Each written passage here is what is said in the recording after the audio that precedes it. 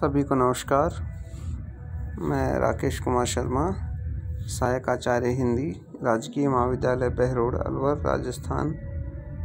आप सबका अपने YouTube चैनल पर एक बार पुनः स्वागत करता हूं, अभिनंदन करता हूं। आज हम अपने चैनल के माध्यम से रीतिकालीन काव्य BA द्वितीय वर्ष के लिए व्याख्या भाग का एक विषयवार अध्ययन कर रहे हैं, जिसमें हम अब तक महाकवि बिहारी का जो व्याख्या खंड है, उसका जो आलोचनात्मक व्याख्या भाग है, उसकी चर्चा हम कर रहे हैं। बिहारी सतसई के जो चुनिंदा दोहे हैं, उन पर हम विचार विमर्श और प्रकाश डालने के लिए हम अपने चैनल के माध्यम से विद्यार्थियों से रूबरू होने की चेष्टा कर रहे हैं। बिहारी सतसई में जो चुनिंदा दोहे हैं, उनमें से कुछ दोहे जो आपके पाठ्यक्रम में हैं, वो आज हम आपके साथ व्याख्यायित करेंगे।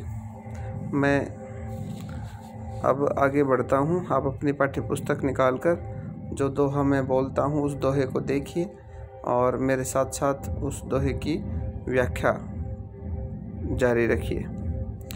मैं दोहा बोल देता हूँ। करो कुबत जग कुटिलता, तजोन दीन दयाल, दुखी होहुगो सरल ही बसत त्रिभंगी लाल। मैं दोहा एक बार पुनः दोहरा देता हूँ। करो कुबत जग कुटिलता, तजोन दीन दयाल, दुखी होहुगे सरल ही बसत त्रिभंगी लाल। ये जो बिहारी कवि हैं, इनकी जो श्रृंगारिकता है, इसके साथ साथ इन्होंने अपने ईश्वर की आराधना करने की जो चेष्टा है, अर्थात जो भक्ति है, उस पर भी उन्होंने अपनी लेखनी चलाई है। तो वही भक्त का जो रूप है कवि बिहारी का, वो यहाँ देखने को मिल जाता है।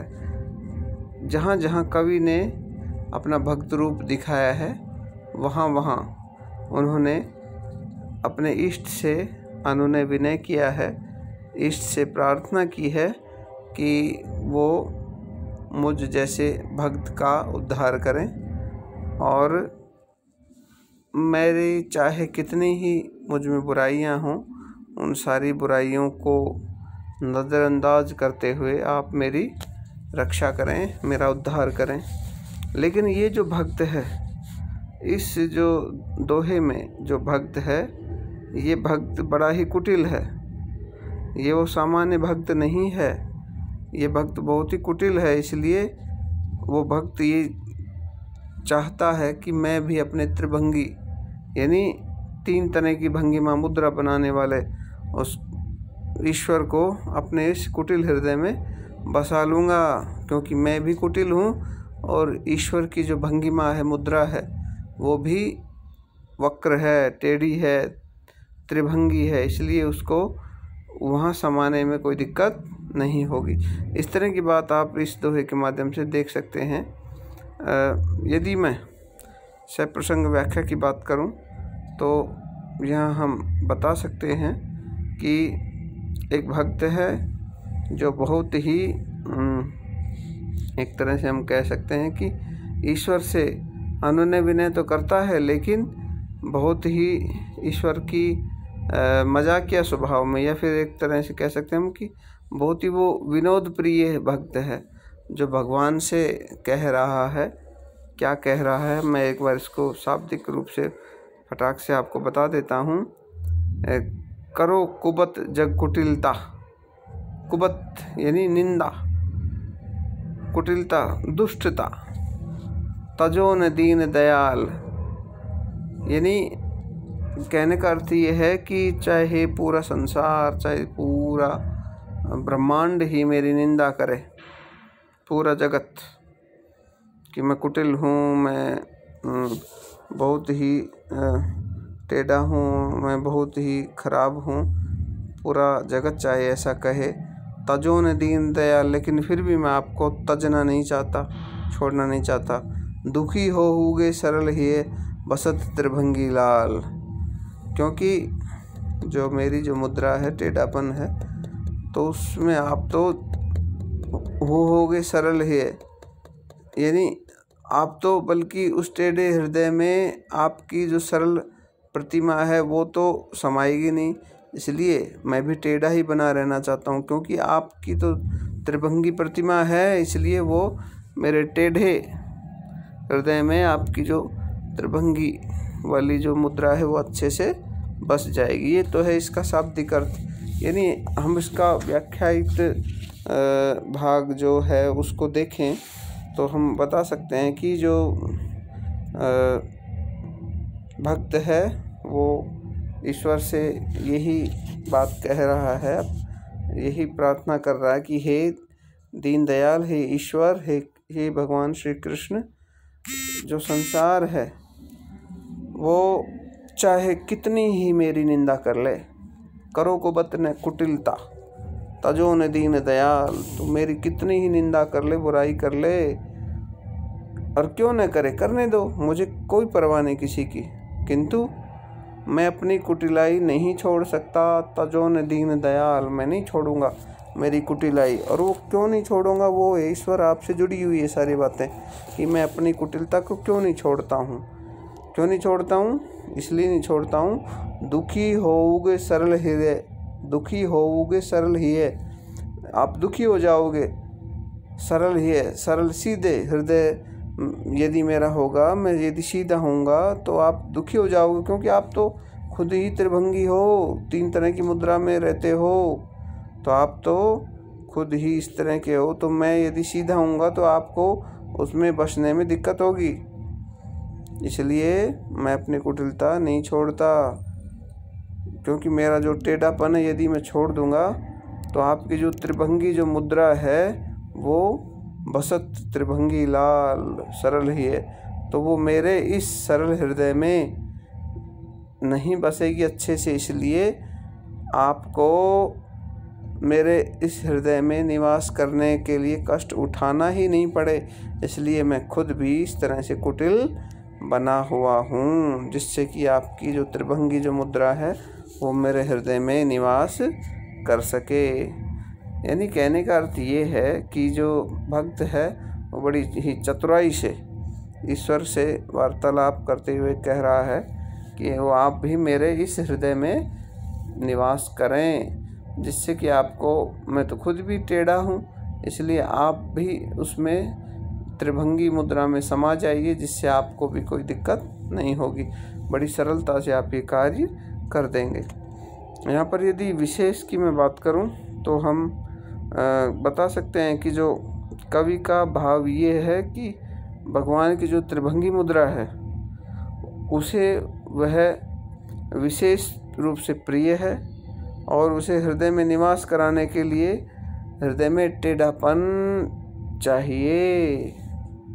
इसलिए जो टेढ़ी वस्तु है सीधे स्थान में सरलता से तो आ नहीं सकती, क्योंकि टेढ़ी वस्तु सीधे स्थान में फंस जाएगी, अटक जाएगी कहीं। लेकिन जो भक्त भगवान की इस मुद्रा को न ही त्याग सकता है और न ही उसे कष्ट देना चाहता है, इसलिए वह टेढ़ापन अर्थात जो दुष्टता है उसको नहीं छोड़ना चाहता, चाहे लोग फिर उसे कितना ही बुरा भला क्यों ना कहें।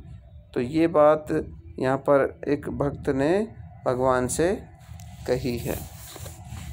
इसी प्रकार एक अन्य व्याख्या मैं यहाँ आपको आज जोड़ देता हूँ, जो पाठ्यक्रम के लिए बहुत ही ज़रूरी है और जो बहुत ही इम्पोर्टेंट बन जाती है, जो अक्सर व्याख्या जहाँ भी होती है उसमें आ ही जाती है। तो आप इसको अच्छे से देखिएगा। व्याख्या के रूप में जो दोहा है वो मैं आपको बता देता हूँ। दोहा है, कहत नटत रीझत खिजत मिलत खिलत लजियात, भरे भवन में करत है नैनन ही सो बात। दोहा एक बार पुनः देख लीजिए। कहत नटत रीझत खिजत मिलत खिलत लजियात, भरे भवन में करत है नैनन ही सो बात। यानी ये जो दोहा है, जो कहत नटत रीजत खीजत, ये भाव भंगिमाएँ हैं, मुद्राएँ हैं व्यक्ति की। तो ये जो दोहा है वो एक तरह से जो नायिका है और नायक है, वो उन दोनों के मध्य जो वार्तालाप हो रही है, और वो वार्तालाप न केवल और केवल नेत्रों के माध्यम से, इशारों के माध्यम से हो रही है, क्योंकि मौखिक वार्तालाप यहाँ नहीं हो रही है। क्योंकि रिजत खिजत मिलत खिलत ये जो शब्द हैं ये सब इशारे हैं। तो यहाँ हम यदि प्रसंग सहित व्याख्या की बात करें तो हम बता सकते हैं कि जो प्रसंग इस तरह से है कि जो नायक है और जो नायिका है वो दोनों ही किसी एक ऐसे भवन में हैं, एकत्र हैं, जहाँ पर वहाँ बहुत से व्यक्ति उपस्थित हैं और वे मुख से तो कुछ बोल नहीं सकते, क्योंकि मुख से बोलते हैं तो वो फिर पूरी जो उस भवन के अंदर जो भी लोग उपस्थित हैं उनके सामने वो आ जाएंगे, इसलिए बोलते नहीं हैं मुख से, लेकिन नेत्रों के संकेत से ही बात कर रहे हैं। इसी का वर्णन जो है वो यहाँ इस दोहे के माध्यम से एक जो सखी है वो दूसरी सखी से कह रही है। क्या कह रही है कि कैसे राधा और कृष्ण या फिर नायक और नायिका एक दूसरे से आँखों ही आँखों में वार्तालाप कर लेते हैं। तो देखिए किस तरह से ये वार्तालाप की जो छटा है वो बनती है। कहत यानी नायक आँखों से कहता है, कुछ संकेत करता है, लेकिन इस संकेत करने के कारण जो नायिका है वो उस संकेत को समझती है कि भाई ये तो मिलने का संकेत कर रहा है। इस संकेत के कारण जो नायिका है वो उसे मिलने से इनकार कर देती है और वो नटत अपनी गर्दन को हिला देती है। किंतु नायिका जो है जो नैनों के जो माध्यम एक बना हुआ है उस माध्यम से वो जवाब दे देती है। इस जवाब देने की जो उसकी भंगिमा है, मुद्रा है, उस पर नायक रीझ जाता है। और इस रीझने की जो प्रक्रिया है, जो रीझना यानी मुग्ध हो जाना, मुग्ध होने की जो प्रक्रिया है उस पर नायिका अपनी खीझत यानी खीज प्रकट करती है कि मैंने मना कर दिया, इसके बावजूद भी तुम बड़े रीझ रहे हो, इसलिए वो खींच जाती है। मिलत खिलत लजियात, और इस तरह से वे आँखों के मिलन से प्रसन्न होते हैं और दोनों की आँखें मिलत खिलत, दोनों की आँखें मिलती हैं और नेत्र जैसे खिल जाते हैं। और इस उधेड़ गुण में दोनों ही एक दूसरे को देखकर बहुत ही लजा जाते हैं, क्योंकि उन्हें लगता है कि जैसे इस बड़े भवन में जो बड़े बड़े वरिष्ठ लोग बैठे हैं, माता पिता बैठे हैं, गुरुजन बैठे हैं, तो इन सब के सामने हमने आँखों में इशारे कर दिए, तो ये बहुत ही लज्जित कर देने वाली बात है, कहीं हम पकड़े ना जाएं। तो इस प्रकार वो जो इशारे हैं उनके माध्यम से दोनों के नेत्र मिल जाते हैं।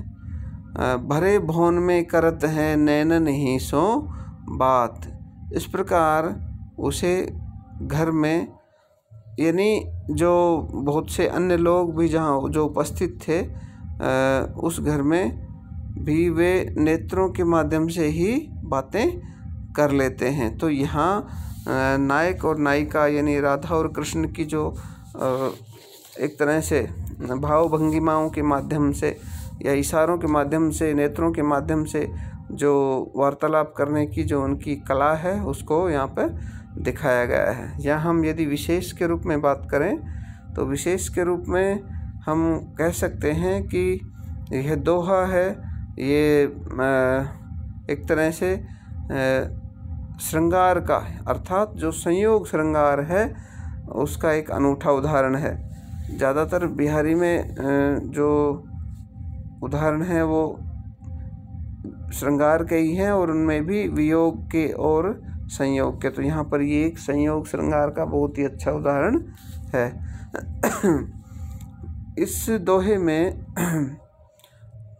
जो अनुभव जो हैं और उनके कारण जो हाव भाव जो व्यक्ति के बनते हैं, भाव भंगिमाएँ बनती हैं, जैसे कि नाटना, रीझना, खींचना, आँखों का मिलना, इस तरह के जो भाव हैं इनका बड़ा ही सुंदर वर्णन किया गया है।